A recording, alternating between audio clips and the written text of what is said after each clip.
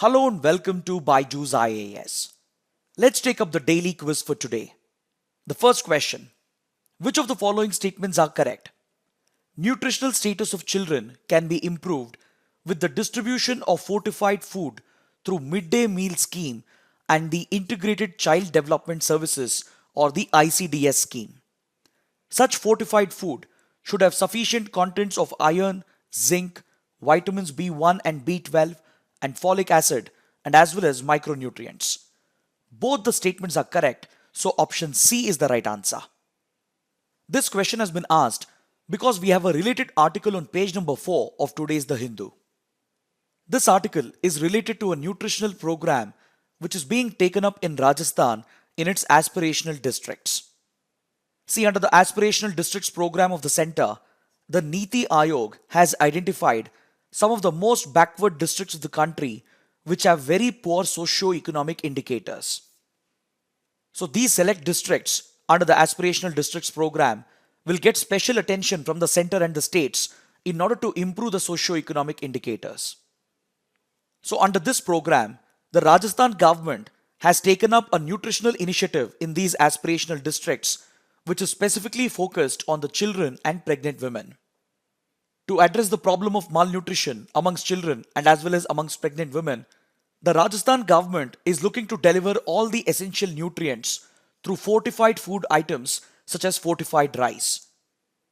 Under this initiative, the Rajasthan government shall fortify the rice with all essential nutrients such as iron, zinc, vitamin B1 and B12, folic acid, and as well as with other micronutrients. This fortified rice shall be delivered to the target group through the midday meal scheme program and as well as through ICDS. Now let's take up the second question. The 50% limit on quota or reservation was laid down by the Supreme Court in which historic judgment?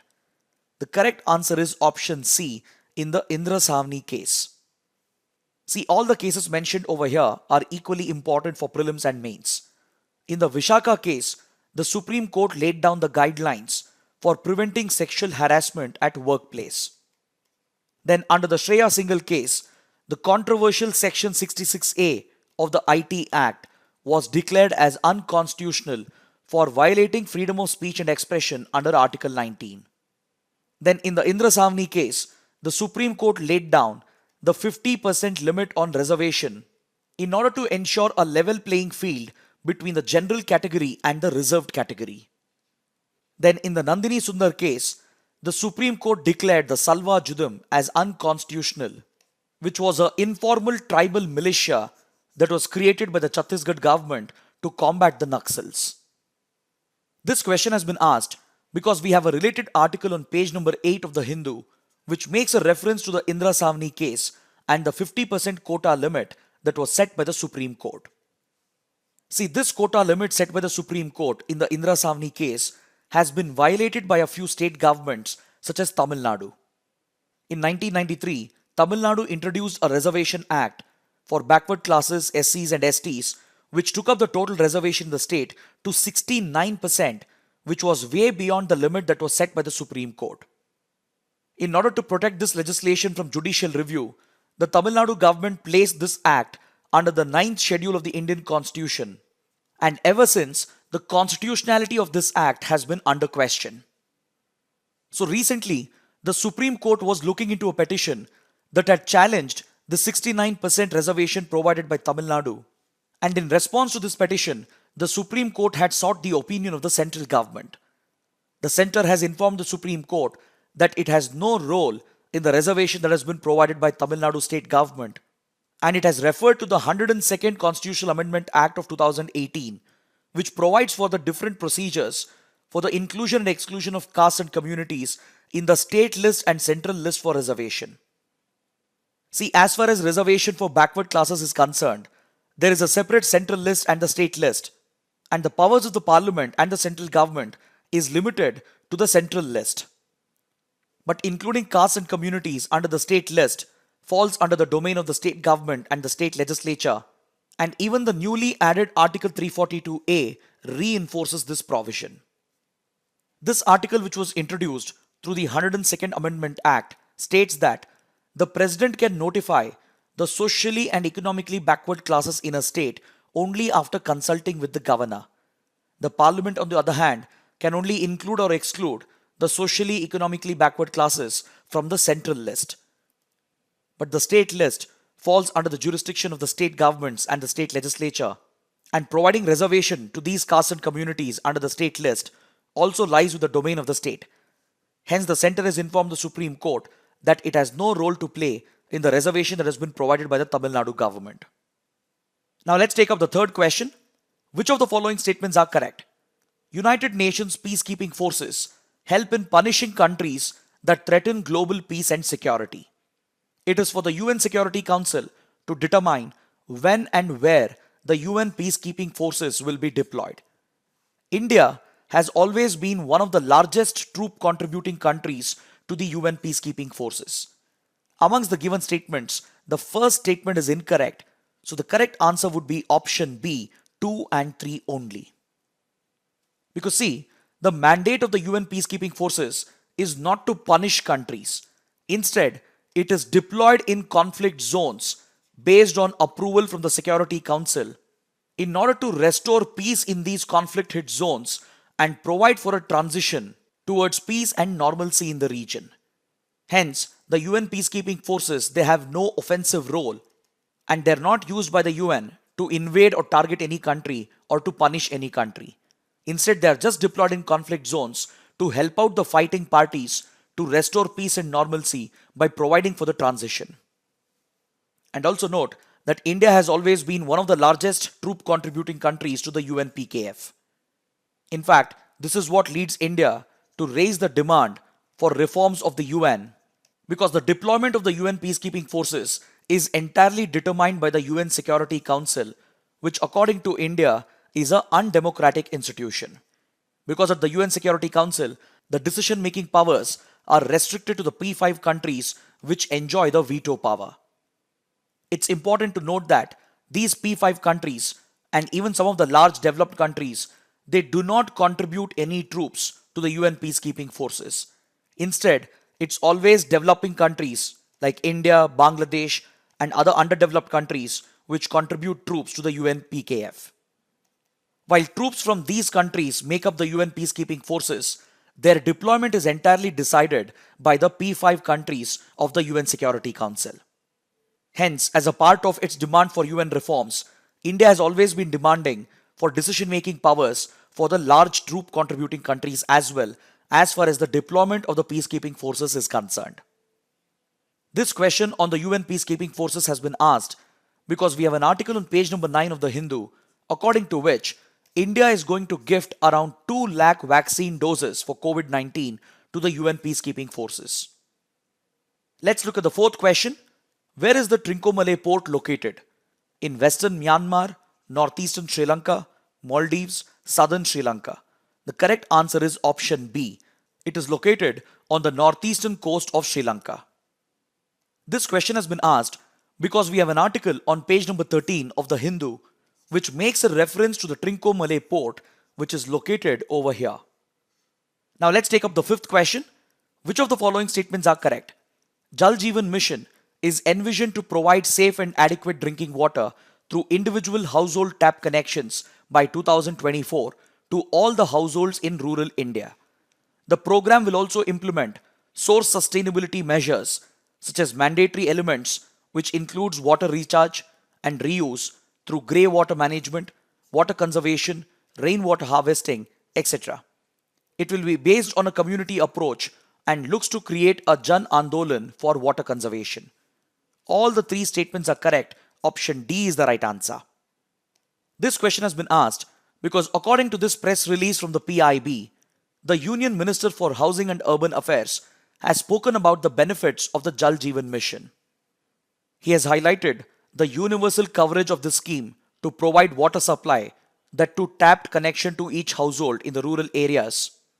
And he has also focused upon the water sustainability and water conservation measures which are integral to this scheme. Now let's take a practice question from the 2020 prelims paper. What is the importance of using pneumococcal conjugate vaccines in India? These vaccines are effective against pneumonia as well as meningitis and sepsis, dependence on antibiotics that are not effective against drug resistant bacteria can be reduced. These vaccines have no side effects and cause no allergic reactions. Amongst the given statements, the third statement would be incorrect, so option B is the right answer. See, pneumococcal conjugate vaccines, they are used to prevent pneumococcal diseases caused by the pneumococcal bacteria, which includes pneumonia and sepsis. Such conjugate vaccines are also known to reduce the dependency on antibiotics, which are not effective against drug-resistant bacteria. But however, these vaccines, they do have some minor side effects, and in very rare cases, they do cause serious allergic reactions. Hence, the third statement is incorrect. Now, coming to the fact of the day, we shall talk about the National Hydrogen Mission. See, recently India has announced a National Hydrogen Mission, and this makes India one of the front runners to come out with such a policy to tap the energy potential of hydrogen. See, traditionally, when it comes to promotion of renewable forms of energy and cleaner forms of energy, India has always been seen to be lagging behind other countries. But in the case of using hydrogen, especially for transportation to replace fossil fuels, India has made a huge leap forward by announcing the National Hydrogen Mission within few months after the United States came out with a similar policy. Just 4 months back, the US announced an investment of up to $100 million in hydrogen production and the development of fuel cell technology, which can be used to replace fossil fuels in several sectors, including transportation and other industries. Following this initiative of the United States, India has been quick to announce its own National Hydrogen Mission in the latest budget. And according to this proposal, the government will be coming out with a draft mission policy very soon. This proposed mission will lay down the roadmap for exploiting hydrogen as an energy source, that too as a clean energy source. And it will specifically focus on the production and exploitation of green hydrogen in order to enable India's transition towards a hydrogen-based economy. See, hydrogen as a fuel can be very useful in several industries, including transportation, steel, chemicals, etc. Traditionally, all these industries and sectors, they are dependent on fossil fuels, which are responsible for greenhouse gas emissions. To replace fossil fuels in transportation, electric vehicles are being seen as the solution. But however, the adoption of electric vehicles also has several challenges. So parallel to the ongoing schemes related to the adoption of electric vehicles, India is also coming out with a National Hydrogen Mission in order to promote hydrogen as an alternative to fossil fuels, not only for transportation, but also for several industries. See, even though hydrogen is one of the most common elements found in nature, it's not easy to extract hydrogen because hydrogen always exists in a combined form with other elements, and it has to be extracted from these naturally occurring compounds such as water. Even though hydrogen in itself is a clean molecule, the process of extracting it from the combined elements is an energy-intensive process. So based on the sources of hydrogen and the process employed, the hydrogen that is derived, it is categorized into different classes by using a color-coded classification. See, the hydrogen that is produced from fossil fuels itself is known as grey hydrogen. Currently, the bulk of the hydrogen that is produced through this process. But this is not an entirely clean process as it involves the usage of fossil fuels. The other option is to generate hydrogen from fossil fuels with carbon capture and storage options, which is relatively cleaner, and this is known as blue hydrogen. But the most cleanest form of hydrogen is green hydrogen, which is entirely generated through renewable power sources. And by entirely using renewable forms of energy, water is split into hydrogen and oxygen in order to derive hydrogen separately. Such green hydrogen produced in the industry can have several applications. Because first and foremost, green hydrogen is a clean burning molecule which causes no emissions, and it can help decarbonize the economy. Its application can stretch across various sectors, including mining, metallurgy, chemicals, and transportation. And the second advantage about green hydrogen is that renewable forms of energy that is produced through solar and wind power, which cannot be stored or used in the grid, that can be channeled to produce hydrogen, thereby ensuring that renewable energy is not wasted. Experts believe that Such hydrogen powered vehicles are very useful in the long run, especially for heavy trucks and even for the shipping industry and for the airline industry. Because for these industries, electric vehicles are not an option. They can't be powered by electricity.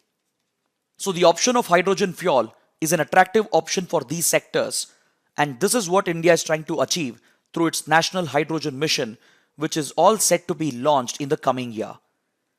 This topic was taken up for discussion because we have a related article on the Indian Express which explains the objectives of India's National Hydrogen Mission.